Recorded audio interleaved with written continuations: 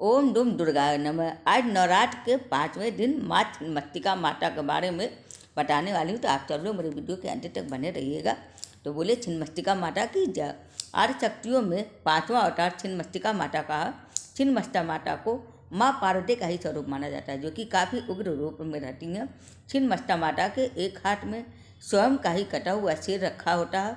मान्यता है कि माँ के इस रूप की सच्ची श्रद्धा से उपासना करने से भक्तों की सभी मनोकामनाएं पूरी होती है, जीवन के सभी कष्टों का निवारण होता है। तो आइए सुनते हैं माँ पार्वती के छिन्नमस्तिका माता के स्वरूप की पौराणिक कथा। पौराणिक कथा के अनुसार एक बार माँ पार्वती अपनी 2 सहचरियों के साथ भ्रमण पर निकली थी। इस दौरान माता पार्वती की रास्ते में मंदाकिनी नदी में स्नान करने की इच्छा हुई। माँ पार्वती ने अपने सहचरियों से भी स्नान करने को कहा, परंतु दोनों ने स्नान करने से इनकार कर दिया और कहा कि उनको भूख लग रही है।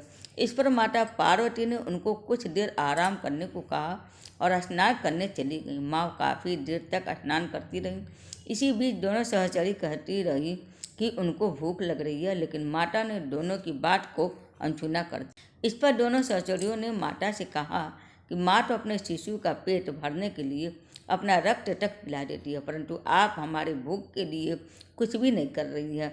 यह बात सुनकर माँ पार्वती को क्रोध आ जाता है और नदी से बाहर आकर खड़ंग का आहवान करके अपने सिर को काट देती हैं, जिससे उनके धड़ से रक्त की धाराएं निकलती है।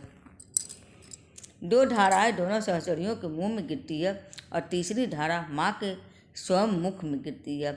इससे सभी देवताओं के बीच कोहराम मच जाता है, जिसके बाद भगवान शिव कमबंट का रूप धारण कर देवी के प्रचंड रूप को शांत करते हैं।